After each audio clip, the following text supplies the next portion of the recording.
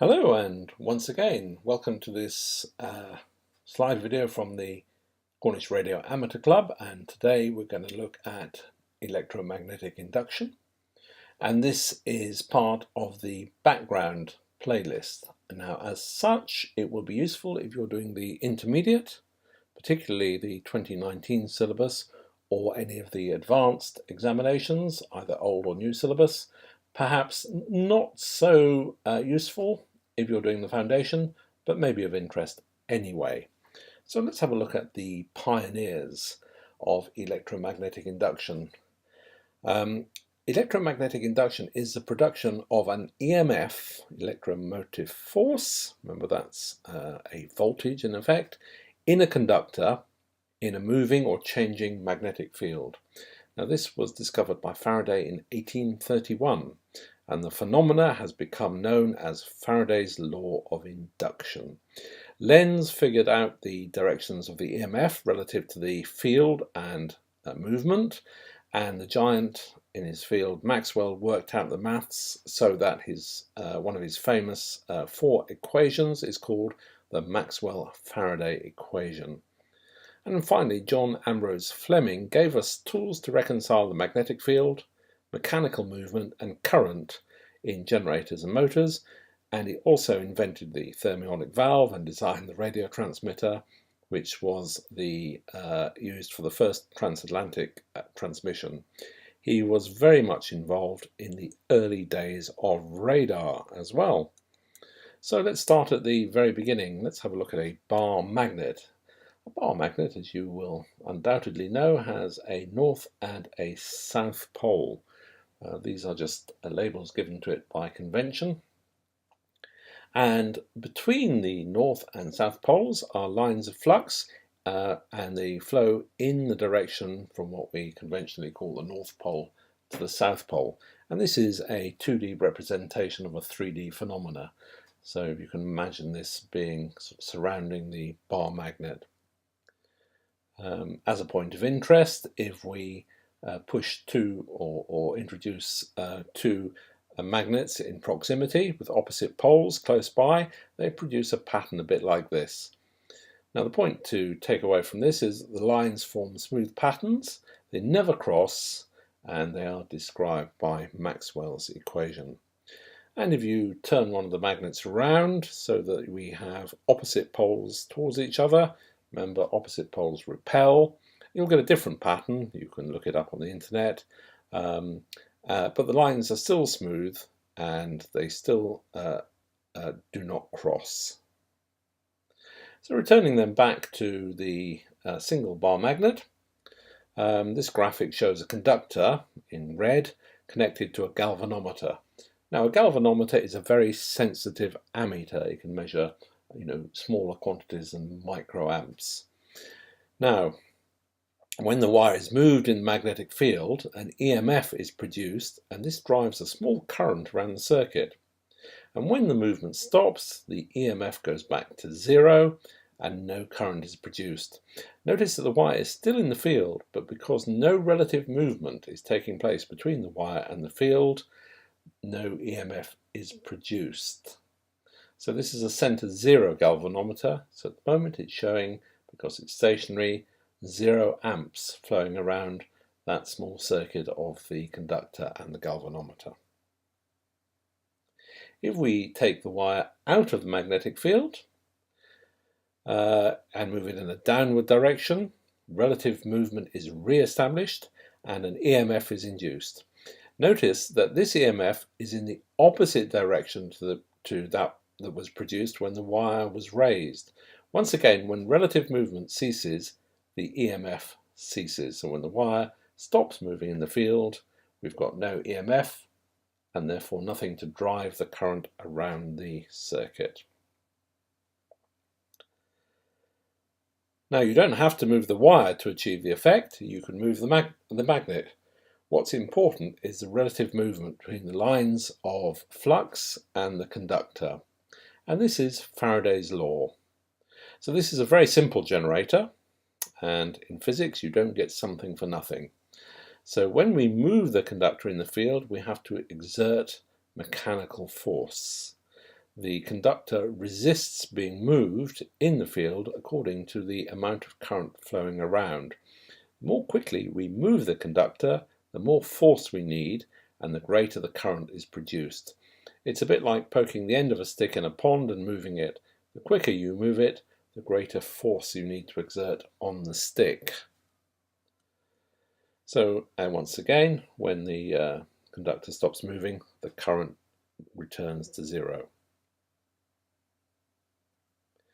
So that was about generators, and that was a very simple generator.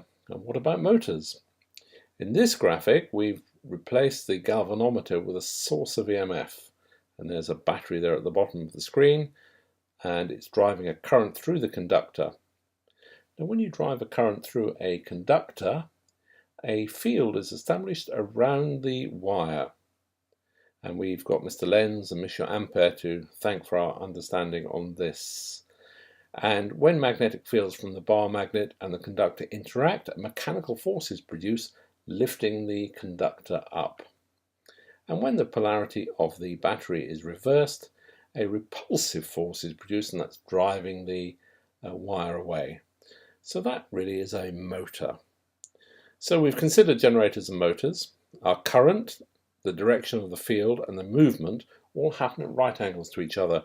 If we were designing or repairing an electric motor or generator, we need to figure out the relationship of these three factors in order to understand what's going on.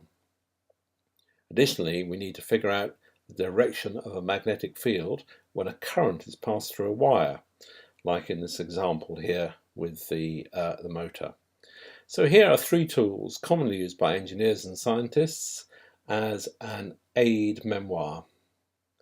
So Fleming gives us the right-hand rule for generators and the left-hand rule for motors. Here is how you set up your hand for the right-hand rule. Curl your two smallest fingers out of the way and set your thumb, forefinger and second finger at right angles to each other. The thumb represents the motion of the conductor relative to the magnetic field. The forefinger represents the direction of the flux lines in the field, and the second finger represents the direction of conventional current. And that's true for generators. And here we have the same thing and an aide-memoire on how to actually remember it. So here's a way to remember what each finger represents. The thumb is the motion, the stress being on the M for motion. The forefinger for field, the stress being on the F for field. And the second finger, that's second finger, which is the direction of the current, or more correctly, the EMF that drives the current. And in that one, the stress is on the C for current. So that's a fairly easy way to remember what each field does, and therefore what each finger does. So Fleming produced the right-hand rule for generators, and he produced the left-hand rule for motors. And the labelling of the fingers is exactly the same, but you use the left-hand rule when you're trying to figure out what's going on in a motor. So the last rule that remains is Ampère's right-hand grip rule for current-carrying wires. And if you have current flowing in a wire, the direction of which is shown by your thumb, the magnetic field direction is indicated by the grip of the remaining fingers. So using these three rules, you can pretty well figure out anything you need to do. So looking at Ampère's rule, there we have in the red arrows on the graphic showing the direction of the current, and it's flowing in the direction as indicated by the thumb. And that produces a magnetic field as shown by the grip. And you can see that the arrows on the yellow magnetic field line, which is a circle around the wire and at right angles to the wire, the arrows are pointing in the same direction as the grip of the four fingers. So using these three rules, you can figure out any magnetic system, although sometimes it means contorting your hand into unnatural positions in order to line up the fingers. So let's use these tools to look at self-inductance. A property of an inductor is that it resists changes in current flow, either increases or decreases. So let's see how this happens. In the graphic, the area highlighted in blue represents adjacent turns on a coil of wire. So there we are. Those two horizontal lines highlighted in blue are adjacent turns on a coil. Now in a coil, the current in each turn of the wire travels in the same direction, and that's what I'm attempting to show with this graphic. Now the wire is connected to a source of EMF which drives a current around the wire in the direction shown here by the red arrows, and that's going from positive to negative, so we're considering conventional current. Now we know from the right hand grip rule that if the thumb represents the direction of the current, and it's lined up with the red arrows there, that a field will be produced in the direction of the gripped fingers. And there we are, you can see the field coming out of the page at the top and into the page at the bottom, as shown by the gripped fingers.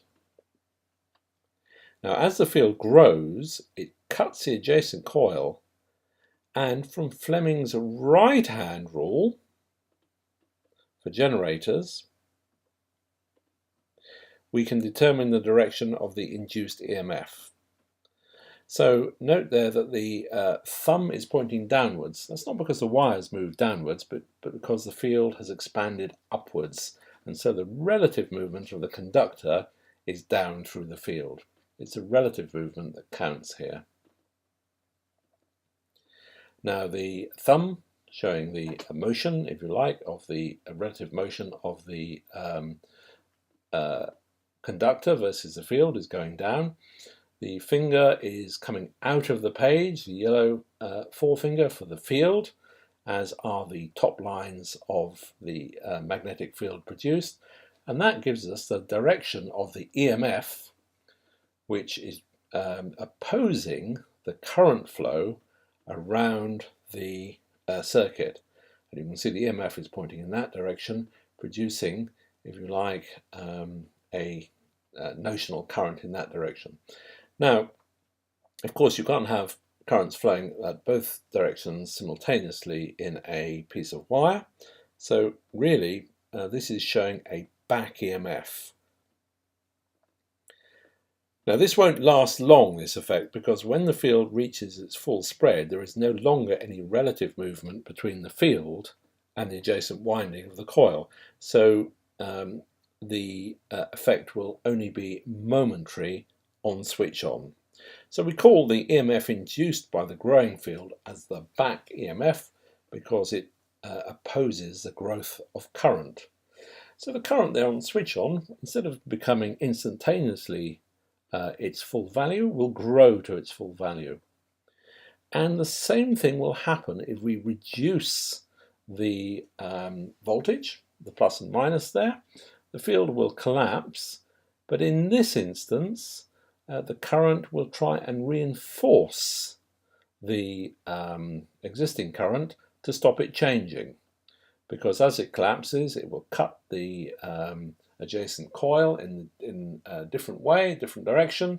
The motion will be in a different direction, and therefore it will try and reinforce and hold up the current. And we can see this effect in a lot of items in the real world. If we suddenly switch off the plus and minus, the field will collapse very, very quickly, and in an attempt to keep the current flowing, a large EMF will be produced, and sometimes this can cause a spark. This is a known phenomena. If you are switching on and off inductive loads, as you switch them off, a spark will jump across the switch contacts, causing pitting of the contacts. and you have to take measures to prevent this. So when you're switching on and off electric motors, etc., this is a consideration. So let's have a look at Lenz's law then on self-inductance. And here it is formally stated: the direction of the current induced in a conductor by a changing magnetic field is such that the magnetic field created by the induced current opposes the initial changing magnetic field. That's just a long way of saying that self-inductance opposes changes in current, either up or down. So that pretty well covers self-inductance. And here we have mutual inductance. Mutual inductance is what happens in a transformer. And here we have two separate but very close wires, one labelled primary, the other labelled secondary. And the magnetic field that is produced on the primary grows if it's got AC on it. It grows as the signal grows, and it cuts the secondary, and in cutting the secondary it induces an EMF in the opposite direction. So one thing to realise about a transformer is that the signal on the secondary compared to the primary is inverted. So there we are. That pretty well covers mutual inductance. Let's have a look at our bar magnet again. And there's a graphic there on the bottom left just to remind us of the direction of the field. And if we introduce the bar magnet into a wire wound on a plastic former, you can see from the galvanometer there that while the magnet is moving, an EMF is induced, and that drives a current around the circuit. And when the magnet is stationary, there is no longer any lines of flux cutting the wire, so no EMF is produced. Now if we move that in and out by hand, we're going to get a variable waveform, if you like, because it will depend on the speed of movement in and out. If we introduce a wheel and a crank to the system, and we turn the wheel rather, which moves the crank, we will have a smooth operation of the bar magnet in the coil of wire. And you can see there that is producing a smooth plus and a smooth minus EMF, depending on which way the magnet is going. You will also notice that the voltages, or the EMF, is at a maximum when the crank is either top of its vertical or bottom of the vertical. And you will notice that it is 0 when the crank is horizontal. So let's look at that again. Notice that the EMF produced is at a maximum when the crank is at the top and at the bottom. This is when the velocity of the magnet is greatest, and therefore the field is cutting the wire to the greatest extent.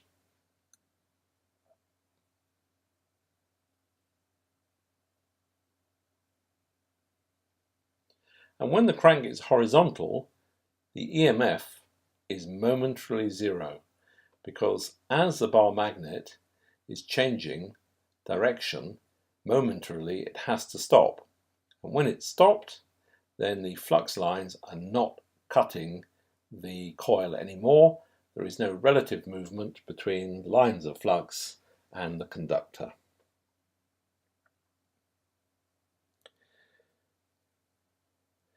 So we can project this circular movement, the green or cyan dot, onto the movement of the bar, which is, if you like, along the diameter, and that is represented by the red circle.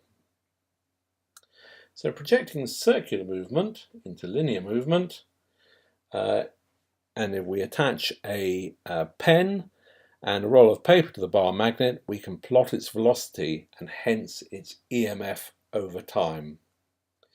And note that the EMF is a sinusoidal waveform, that is, simple harmonic motion. In another video, we will look at this waveform, the concept of angular velocity, and in the context of inductance and capacitance, we will explore reactance and impedance. So thank you once again for watching this video from the Cornish Radio Amateur Club.